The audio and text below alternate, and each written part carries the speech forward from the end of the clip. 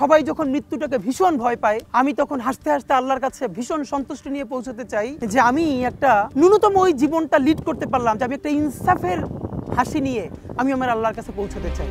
গুলিবিদ্ধ হয়েছেন ইনকিলাব মঞ্চের মুখপাত্র এবং ঢাকা ৮ আসনের স্বতন্ত্র প্রার্থী ওসমান হাদি। আওয়ামী বিরোধী অবস্থানের জন্য বেশ পরিচিত হওয়ায় বহু আগে থেকেই হত্যার হুমকি পাচ্ছিলেন তিনি। নিজের ফেসবুক পোস্টে হাদি জানিয়েছিলেন ফোন কল এবং মেসেজে তাকে হত্যা, তার বাড়িতে আগুন এবং তার মা বোনকে ধর্ষণের হুমকি দেওয়া হয়েছে।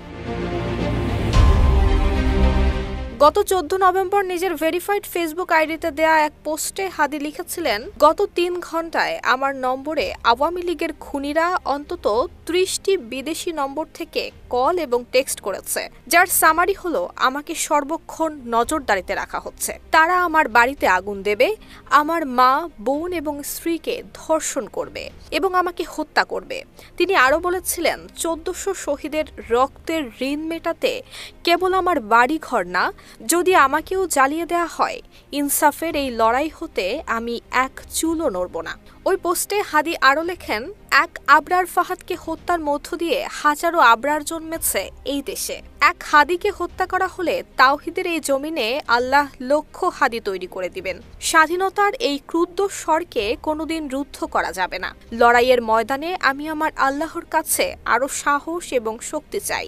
আরশওয়ালার কাছে আমি হাসি মুখে শহীদি মৃত্যু চাই।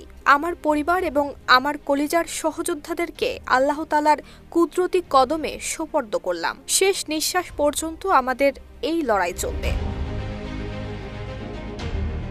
তিনি সেদিন তার পরের আরেকটি পোস্টে হুমকির 2টি স্ক্রিনশট দেখান। আর মনোবল হতে হয় স্পাটজিরো। জেরুজালেম 25 বছরের পথ চলায় নিরাপদে রাখার প্রত্যয়ে, যেখানে দেখা যায় রাত 12টার পর থেকে বাংলাদেশ, সৌদি আরব, সংযুক্ত আরব আমিরাত সহ আরও অজ্ঞাতনামা স্থান থেকে ফোন কল এবং মেসেজ দেওয়া হয়েছে তাকে।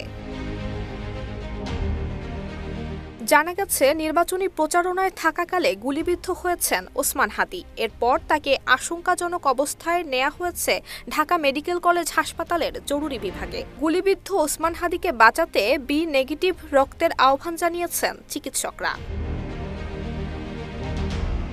নুসরাত জাহান মেহেক, ঢাকা পোস্ট।